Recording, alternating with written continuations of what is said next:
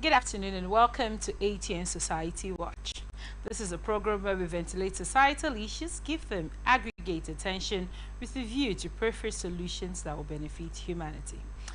Well, first, the headlines.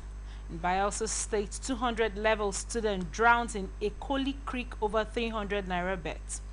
In Lagos State, man, friend arrested for defiling 14-year-old stepdaughter. In femicide, police detain man for allegedly beating girlfriend to death. And now speaker calls for urgent action on drug abuse others. Remember, we are open for advert placement, news and events coverage, personality, society and political interviews, product service promotion, and commercials. Remember to connect with us on all our ATN socials on Facebook and YouTube, Atlantic Television Network on Instagram and TikTok, Atlantic TV Network 1 on Twitter. We're on Atlantic TV Net. Watch us live on our website on www.atlanticnetwork.tv. We go on a quick and when we get back, I will introduce my guest and we'll dive right into it. Please stay with us.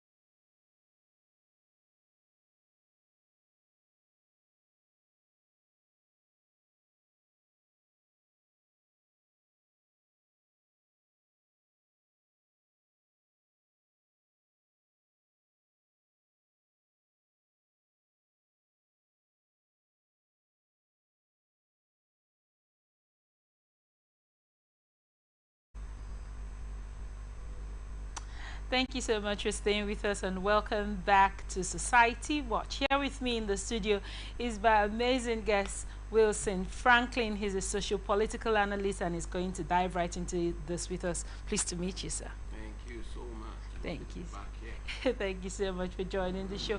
We go straight into it. Bayelsa State 200 level student drowns in Ekoli Creek over 300 naira bets.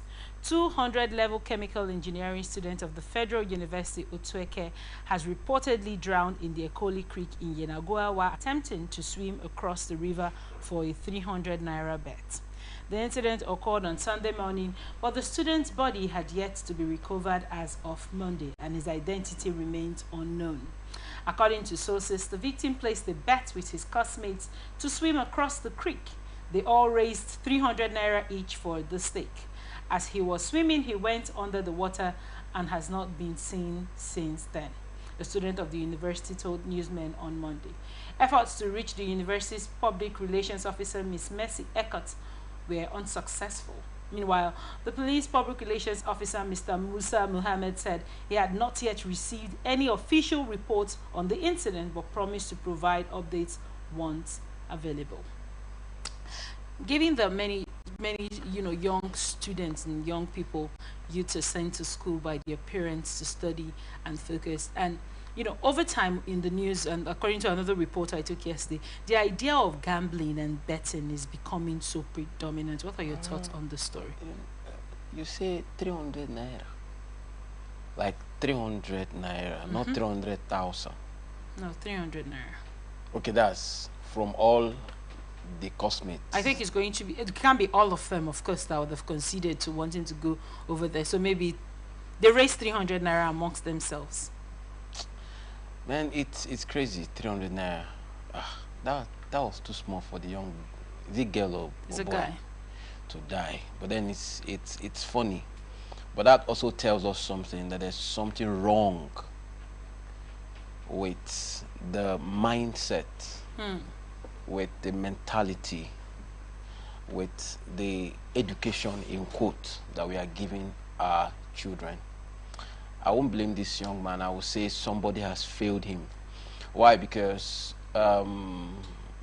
even if he can swim, 'cause obviously he can swim, that's what gave him the push to say, I will swim across that kind of river.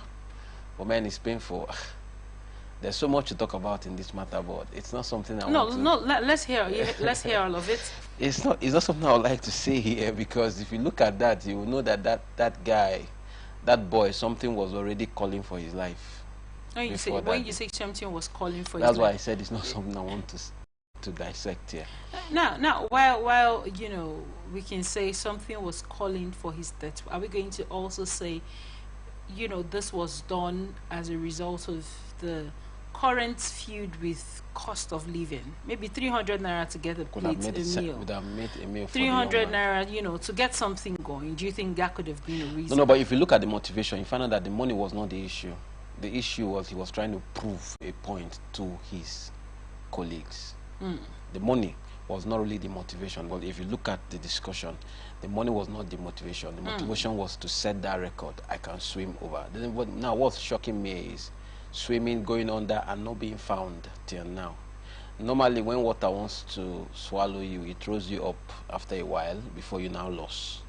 But this one just went under and was not found. So, but all I can say is there are certain risks we shouldn't take.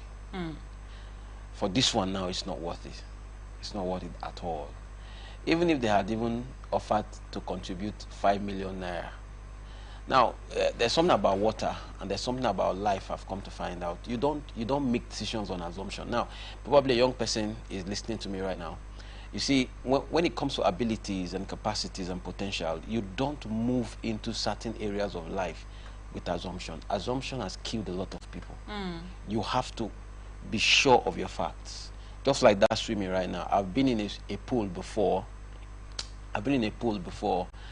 Some young men just came in. One of the guys said he can swim very well, blah, blah, blah, that there's no pool he has not swam in Port Harcourt. And then the person told him and said, this particular pool is the deepest in Port Harcourt. And the guy said, it's not water. Now, he started. He took divers to help his life. Why? Because probably there are certain things you don't enter with 2 legs. You enter with 1 leg first. Test the ground before you put the 2nd leg. So for everybody listening, the lesson I'm learning from this young man, because for me, it's a lesson to learn. There are things about life you don't enter with assumption. You must get your facts right. You must have knowledge. You must be sure of what you're doing, so that you don't get in and embarrass yourself. Let's talk about peer pressure. Yeah. And the need to validate oneself as regards all of these things he was doing, other than the money, which is poor. Yeah. He was making his colleagues think of him like, I can do it, I can swim through. And the pressure of, when I talk about gambling for young people, which is currently becoming a problem, because lots of clergy and many others, gave critical discourse as regards how gambling and betting and all of that is becoming a norm for young underage people. Why it is becoming a norm is, like I said, a generation has failed us. Why do I say so? Let's look at all the betting organizations in the world today. Who do they use for adverts? Celebrities that these young people look up to. You see, retired footballers that are doing so well. You see, even current footballers that are like fans. Then the new trend now is most of the skit makers, all these comedians. Now the question is, these are influencers. These are men and women that young people are looking up to. to. And if they are always showing up in their on their faces, advertising betting, what else do you expect? Some of them, these children will begin to think that these influencers are making their money through betting, and you and I know it's not true. They didn't make their money through that. The influencers are already using them because they've made the name, they've made the fame already, they're already successful. And whether you like it or not, betting is not a way, it's not a way to be rich. It's not. Why do I say it's not a way to be rich? Because the person that owns that business is in there for what? To make money. Yeah. So you cannot tell me that 5,000 persons bet on one thing, and at the end of the day, the 5,000 will win. It's not possible, because the person that is running that thing is there to make money. No. It's like robbing Peter. No, let me say it like this: robbing many Peters to pay one boy. When we look at, you know, the society and this whole pressure, Yeah. which was where, you know, the angle we're trying to head towards, what are your thoughts as regards how our children, our young people, are now quick to please others, even at the detriment of their own lives? It's always a situation of, my friend said I should do this because that is the way. Do you think parenting has failed in a way where, you know, I think one time there was a discourse I read where they said we only correct our children without giving them a why. Right, why you shouldn't do that. And you think now that has opened the door for peer pressure in a way that people just, my friend has done it, they did not die, or this happened, so I need to please my friends to make them happy. And oftentimes, and sadly, as this report carries, at the detriment of the boys' life. I will sit here today to say my father did a good job. Why? Because my father will always tell me that I can't forget that in a hurry. He will always tell me it's just 15 minutes difference with someone that is on high speed and someone that is just maintaining. He said highest, just 15 minutes difference. Where that person reached, you also reach. Now, talking about that, my father will always tell me to be myself.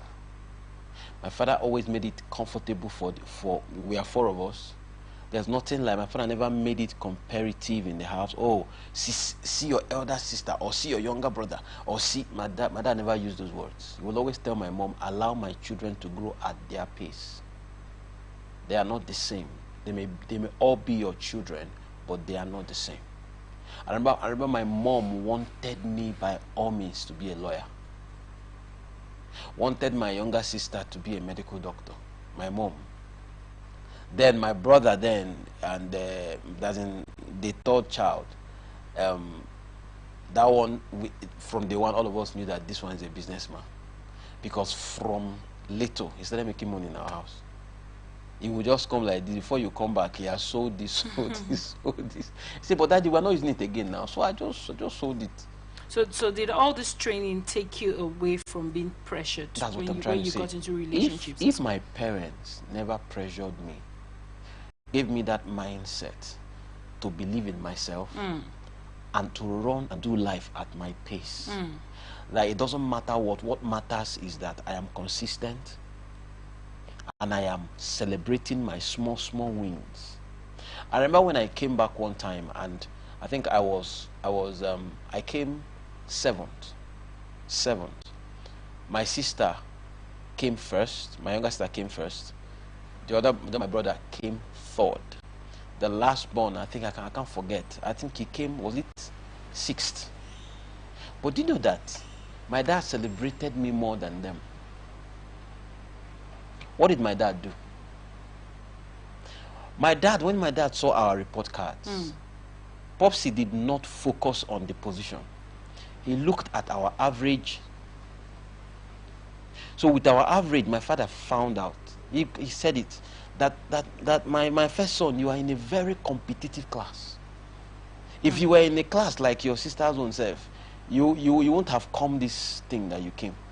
My father was like, if you came seventh with this aggregate, with this percentage, who knows what the person that came first? What my sister used in passing me wasn't much, Right. even though she came first. So now you could see how my father was able to balance it. But as a family to be, they'll be like, why did you come seventh? Right. They will not look at this other thing. But So you think the pressure, first of all, stems from the it house? stems from the house. It stems from how that child is raised.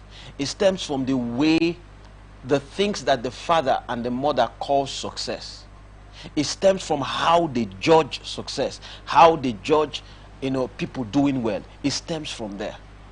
So if a child is growing up seeing the mother always comparing the father with other men, or seeing the father always comparing, if that comparison is there, and then they also see that, oh, that uncle that does not have a car, when he comes to the house, they hear the comment mommy and daddy makes. And the one that is coming with a car, when he's coming, the way daddy and mommy will prepare, Uncle Joe is coming. Everybody get ready. Why? Because Uncle Joe has a car. But then Uncle Timothy does not have a car. When Uncle Timothy is coming, daddy will be inside. Daddy will say, tell him I'm not around.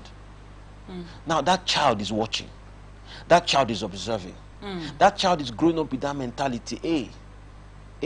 Life is not based on who you are, it's based on what you can have. So that child grows up desperate. And also when the child messes up, when the child does not hit the mark in the house, how does the parents punish, correct, or encourage that child? Or plays a factor. Exactly. All these things play a factor. That's why peer pressure, what peer pressure does out there, it only I call it your peers pressing out the programming your parents have already put in you. Very well, thank you so much for your insight on that report. Samuel Alfred, a 38-year-old man, has been arrested by the Lagos State Police Command for allegedly defiling his 14-year-old stepdaughter in Okokomaiko. Alfred's friend Ikechukwu was also arrested for allegedly conspiring with him in the crime. The arrest occurred on Friday after the victim's mother, Deborah, discovered her daughter was 9 months pregnant. A police source revealed that the mother reported the incident leading to the arrest of both men. During interrogation, Alfred implicated Ikechukwu, revealing that they had both been forcibly having intercourse with the teenager. The case has been transferred to the gender unit at Ikeja for further investigation. Police spokesperson Benjamin Hundeyin confirmed the arrest and stated that the investigation is currently ongoing. He added that the 32-year-old mother, Deborah, reported that her 14-year-old daughter was defiled by her husband, Samuel Alfred, and his friend Ikechukwu Obi, who is 30 years old. The victim is about 9 months pregnant. Hundeyin assured that the case will be charged to court upon completion of the investigation. The incident follows a recent case where a carpenter was remanded at the Kirikiri Correctional Facility for allegedly defiling a 9-year-old girl in it. So for me, they should face the law. And then for any man who is same thing. One thing I want to let you know is that one day, they say every day is for the thief, one day is for the owner. Take it or leave it. You may think you are careful, you may think you are intelligent, you may think you are sharp, you are covering your tracks. One day you must make a mistake. And when you make a mistake, you'll be caught. Please, let's stop this. Let's allow these children grow. Let's allow them grow. Let's allow them grow. And let's not deceive them into doing something that at the end of the day, they don't even understand what they are doing or the application of what they are doing. If you are really a man, then get out there and get a woman for yourself. And not taking advantage of naive girls or little children, for this. Now, usually in many quarters, this is not an isolated case. Yes, many cases we've discussed on the show. And sadly, this has been on the rise. If being a parent and being a father, whether it's a stepfather, a biological father, is supposed to earn you a level of control as regards the respect that a child, places on the person that is fathering her, given that he's married to the mother. Technically, he's a father, as it were. Now, I don't think we look into the cases of grooming enough in Nigeria, because most times these children are groomed. Imagine the mother only finding out when the girl is 9 months pregnant. Because at that point it cannot be hidden. It cannot be hidden because the pregnancy would always show, right? The mother is finding out about the girl is 14.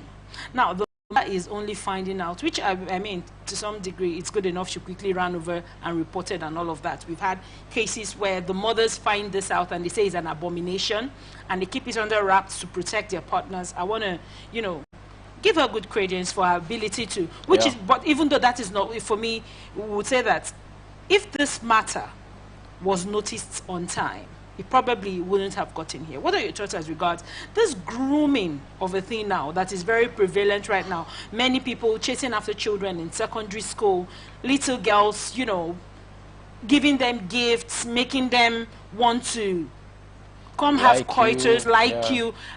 And technically depend on you with certain secrets that they have. You do the secret sharing, you buy them stuff, you know, they do these things and they bring these little girls close to them only for the purpose of sex at the end of the day. What are your thoughts in that regard? Given that this man didn't do it alone, he had the effrontery to bring his friend into doing it, and this is a 14-year-old.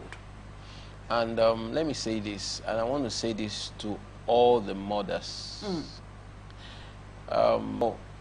Growing up, and even now, I see the way some women treat their daughters in the name of being strict. But then you see their sons, they pet their sons, and they are not that strict to their sons. Now, when their daughter does stuff, the way they attack her, they shout on her, they beat her, they punish her. If you ask them, I don't want her to be useless. But you forget that even you as a woman, you love attention. You love being handled gently.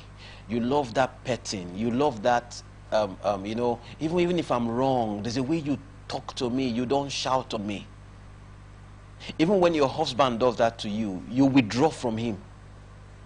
Now you're doing the same thing to your girl child, forgetting that two of you, whether it's 11 years, 10 years, 5 years, 6 years, a woman is a woman. The same thing that applies for 45-year-old lady is the same thing that applies for 5-year-old. Because if you check it, it's the same thing. They love attention, they love to be cared for, they love to be spoken to softly. Even when you are correcting them, there's a way you don't correct a woman. Now, when you begin to do all those things, all being harsh, what have you done? You have opened that girl up to anybody out there that will care to listen to her, that will care to be soft with her, that will care to show her care. And before you know it, when you beat them and get them all upset, they run into their arms. And then when they get into the wrong people, what do? They begin to talk to them. Don't worry, your mom is a wicked woman. How can she be doing this to you? How can she be treating you like, come. And before you know it, these ladies, these little girls are becoming, you know, somehow attracted to these men. And then by the time you notice begin to trust them, that trust is being built. And then by the time you notice that anytime mommy and daddy is on my neck and I come to this guy, I have peace. After a while, is in every woman. There is that motherly instinct. That motherly instinct that brings them to that point where they just say, this guy has been helping me. This one thing he's asking me for. And that's what someone will tell you. I've been helping you now. Just this one thing I'm asking you for. Is that how wicked you are now? They don't want to be like their mother. Now, there's a whole lot of way they come. But all I can say is this. If our parents can become,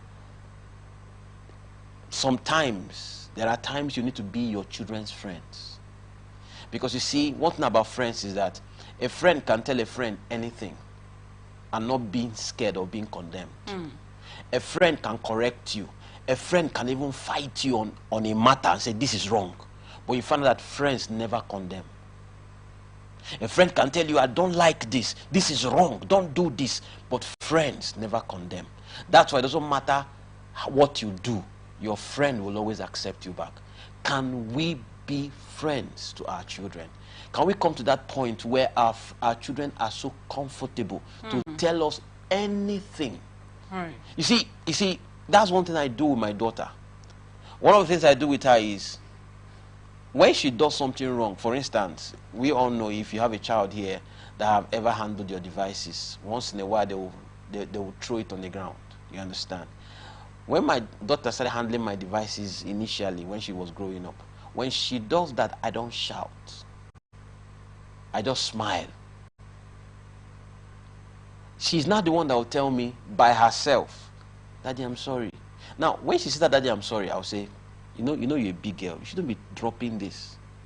Now, she's the one now resolving in her heart. Now, today, my child can hold my tab, can hold any of my devices, and it will never fall. I can tell you that one.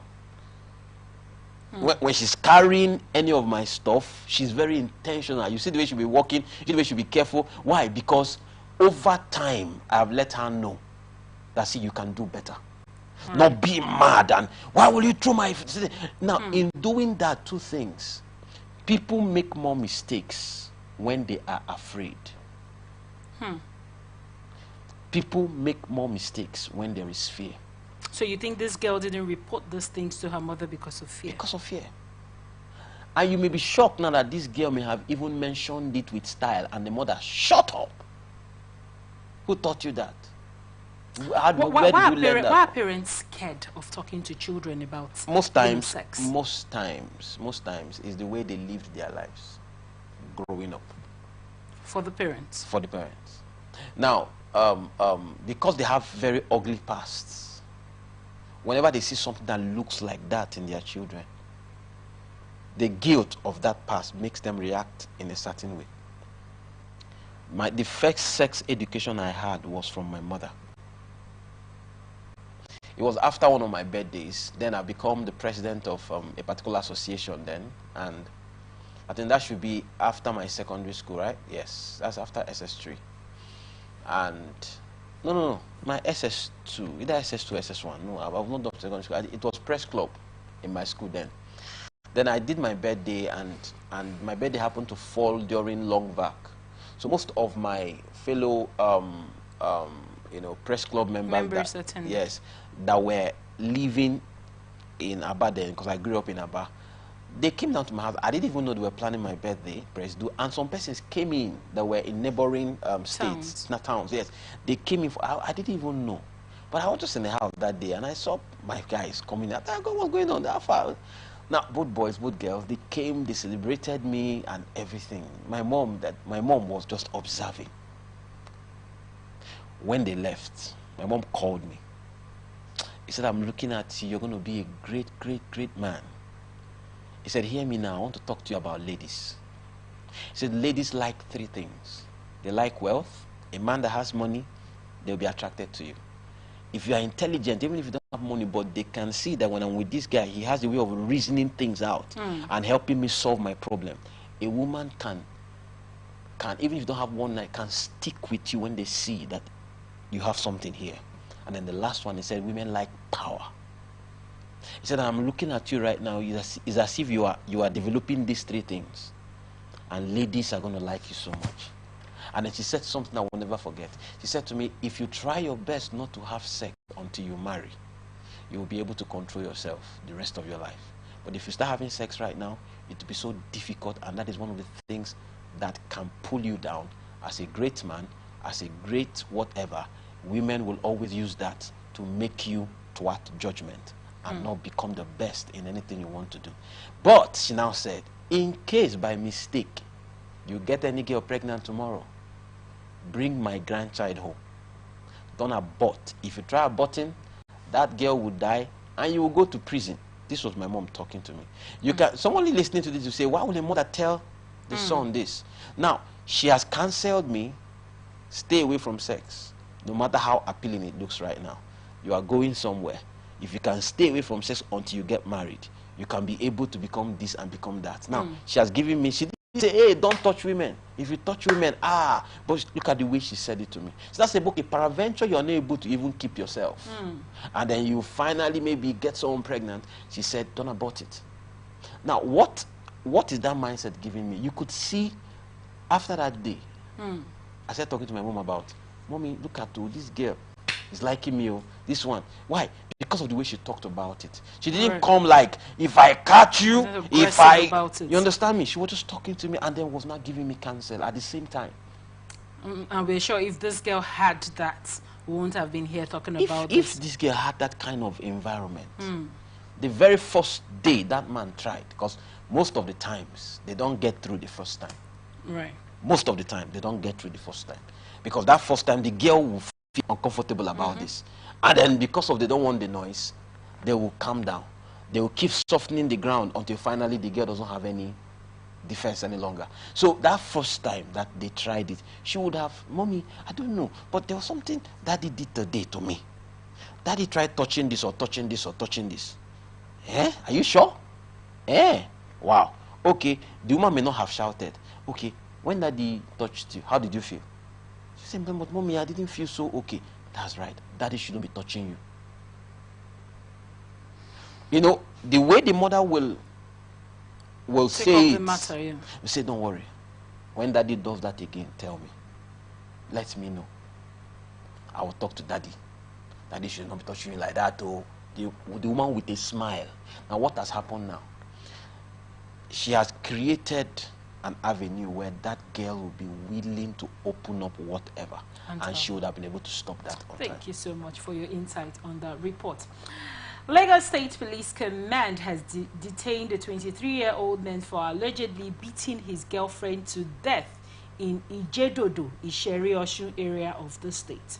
The command spokesperson, CSP Benjamin Hundeyin, confirmed the incident on Monday, stating that it occurred on Friday around 8 p.m. According to Hundeyin, reported the case to the Isheri-Osun Police Division after witnessing the suspect assaulting his girlfriend for reason yet to be determined. A few minutes later, the suspect screamed for help. On reaching his apartment, the neighbor found the girl lying unconscious on the bed with visible marks of violence on her body. Hundeyin said the victim was rushed to a hospital in Ijegun, where she was confirmed dead by the doctor on duty.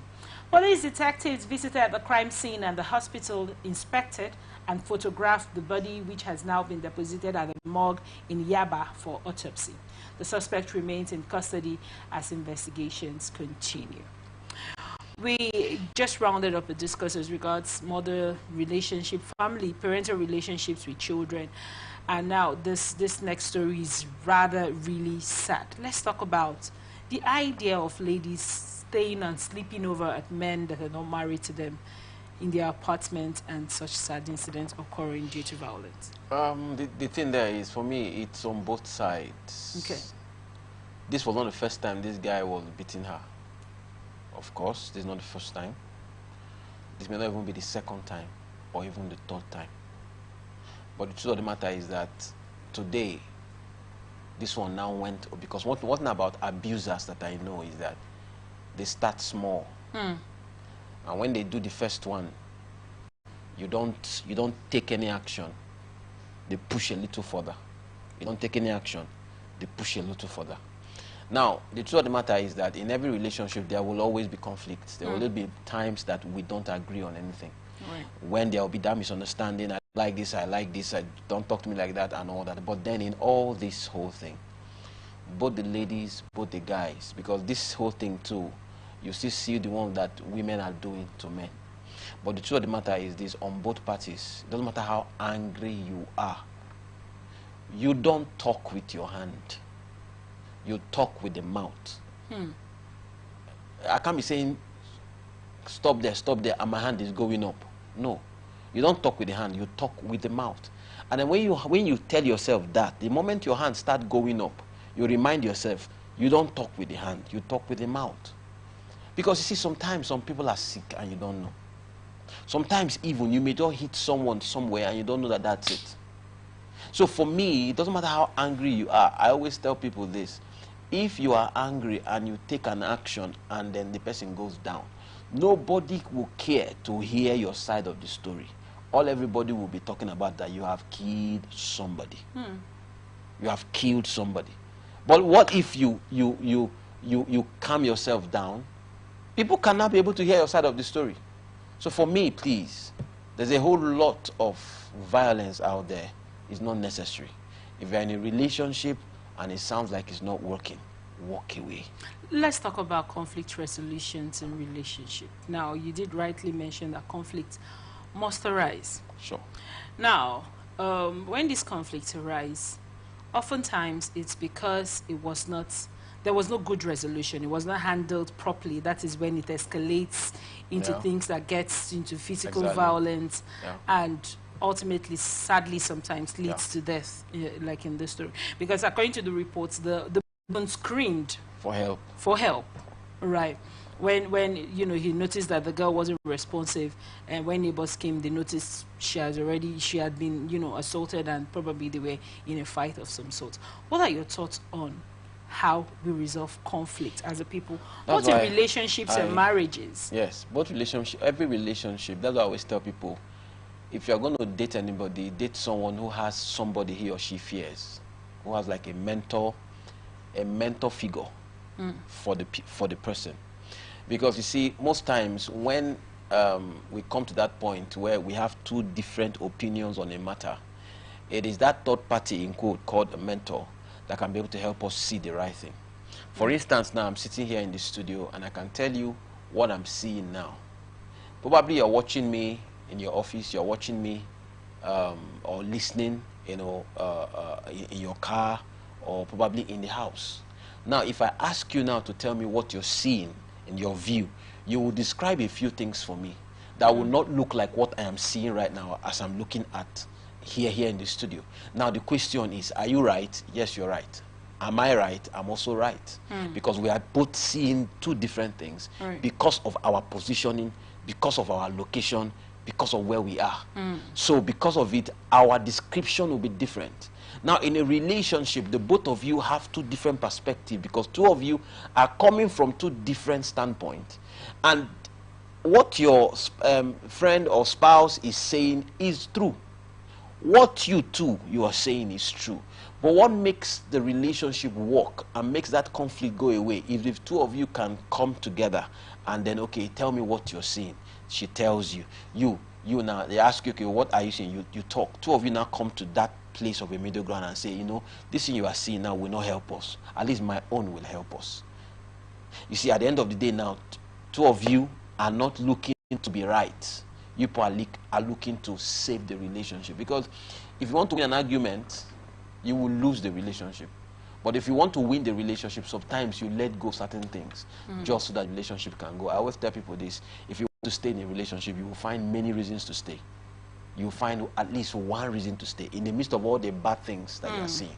But if you want to go, you will always find one reason to go in the midst of all the good things that is happening. So please, let's stop the anger. If you have talk and it's not working, it's better to walk away. So you can be free to date another person than to kill somebody and go to jail. At that point now, you're no longer free. So which one do you choose? I'm going to prove to her I'm a man, I'm the man here. I'm proving to her now that he's the man. The girl is gone. And from the story, the girl is older than her. Maybe that's part of why she might be taking it as an insult. Maybe she's insulting me because she's older than me. Let me show her I'm the man in this relationship. But the truth is, now he has shown her that he's the man. At the end of the day now, he's going to be locked up. And he's not going to have freedom any longer to do anything with his life. Sadly, so please, so sad. That's a rather sad report, but we go straight into NAS. And thank you for your insights on that report. Speaker of the House of Representatives, Tajuddin Abbas, has called for immediate action to tackle the rising cases of drug abuse and domestic violence in Nigeria's northwest region.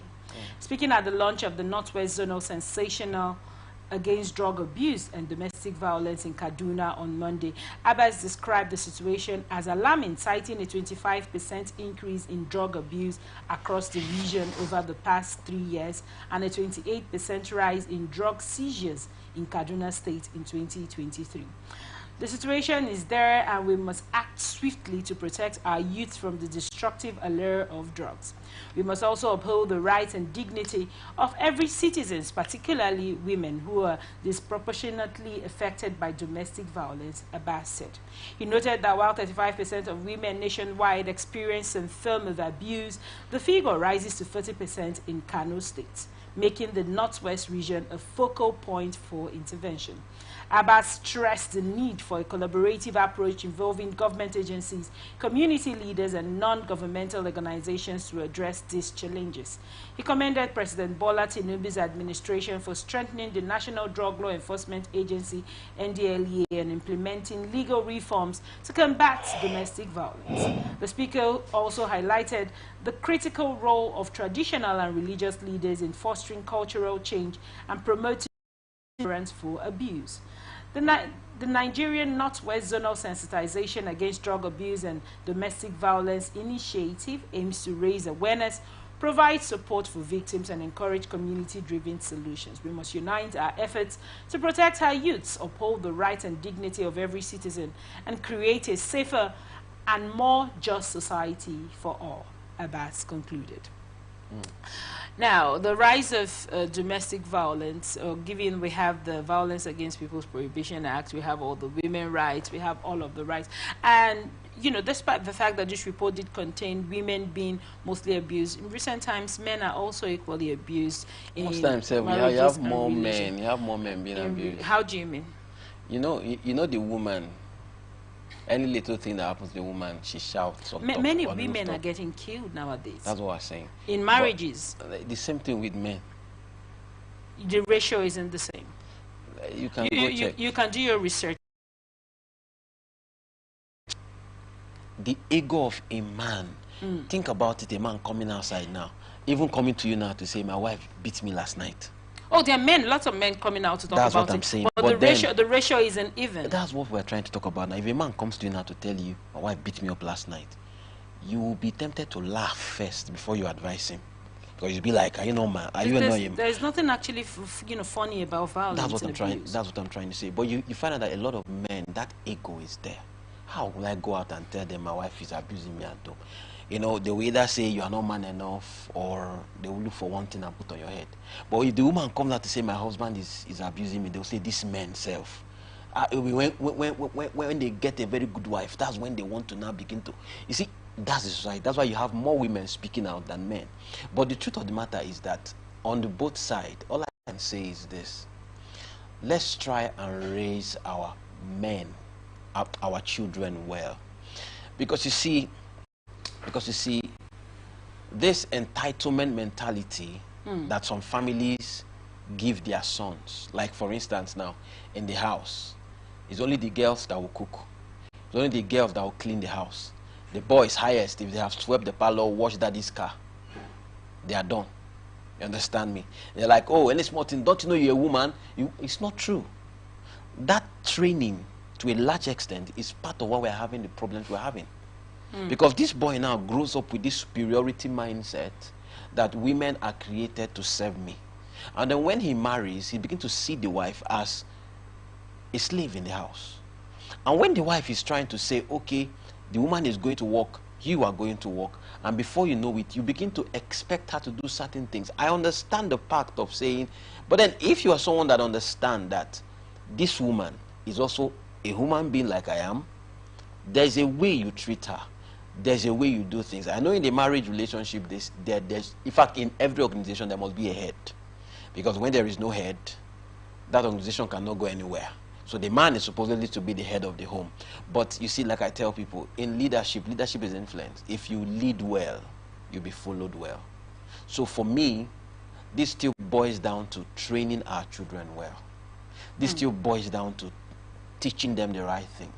You have a house help in the house, you have a child, and then you as a mother, you are there, your daughter or your son is talking down on the house help, shouting down on the house help that is like 5 years, 6 years, 7 years, 8 years, 9 years older than them.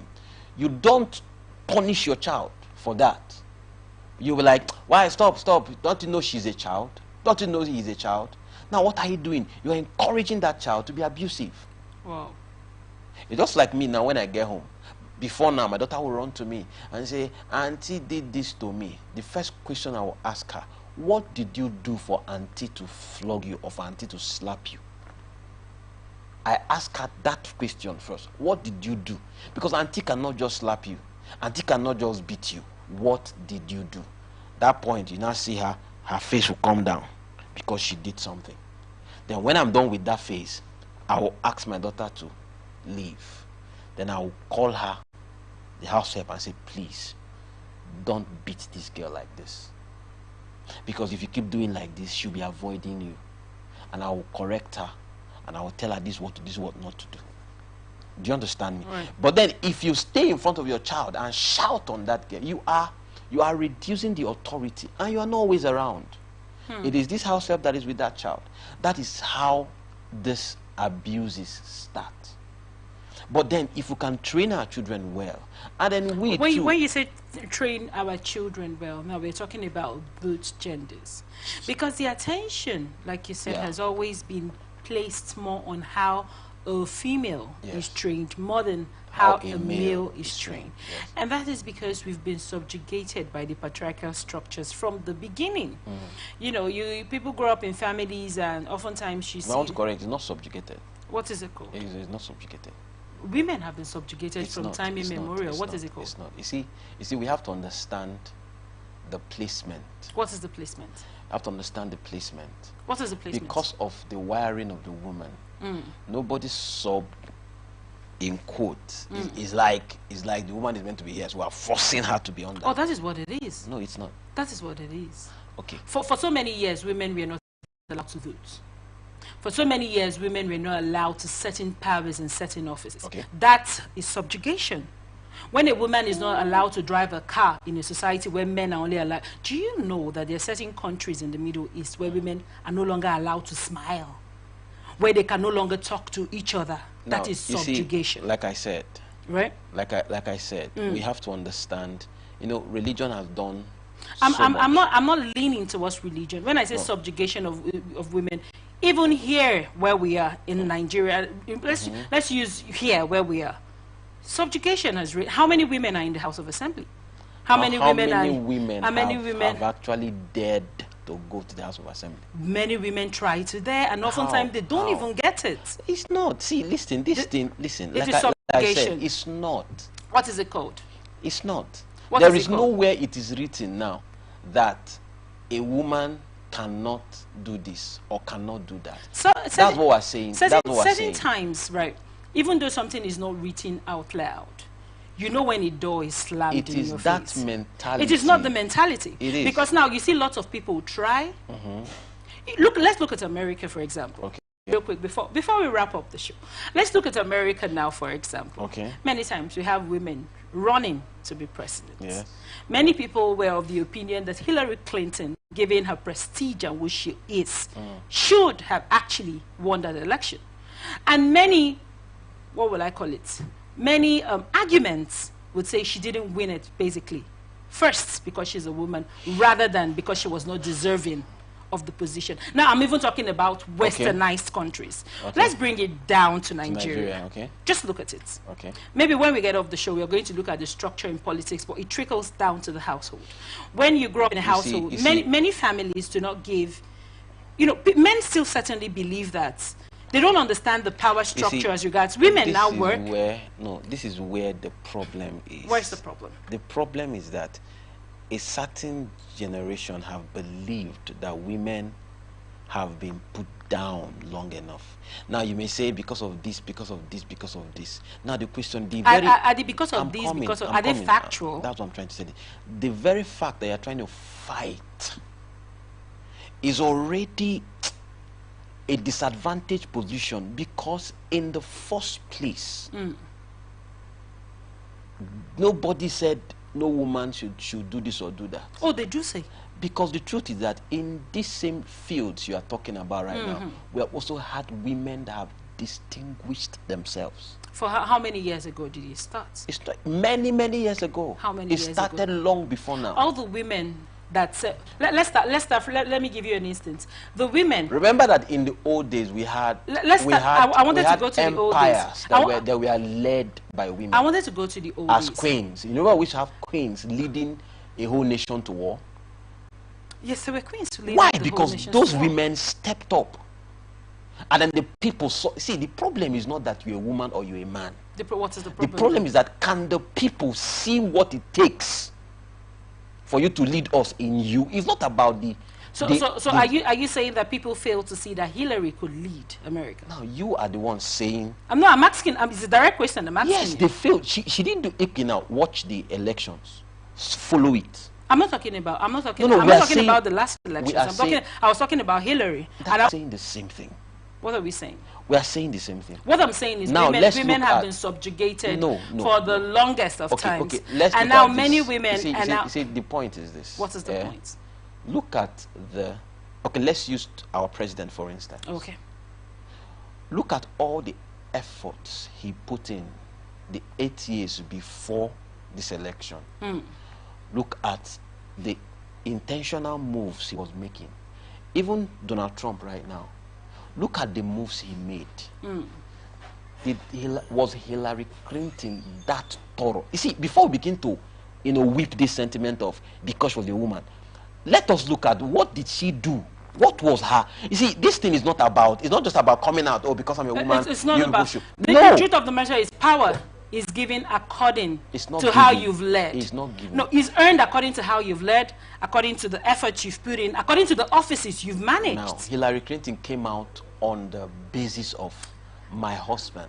No, Hillary didn't come out the basis of her husband. When we get out of here, Hillary didn't come out on the basis of her husband. When we leave here, because our time is up on the show. When we leave here, you're going to show me what are the things she did, because these things are record. It's on fact. I will definitely show you. Well, this is where we wrap this up on this episode of Atlantic Society Watch. Thank you so much, Wilson Franklin, for joining the show and giving good insight on this report.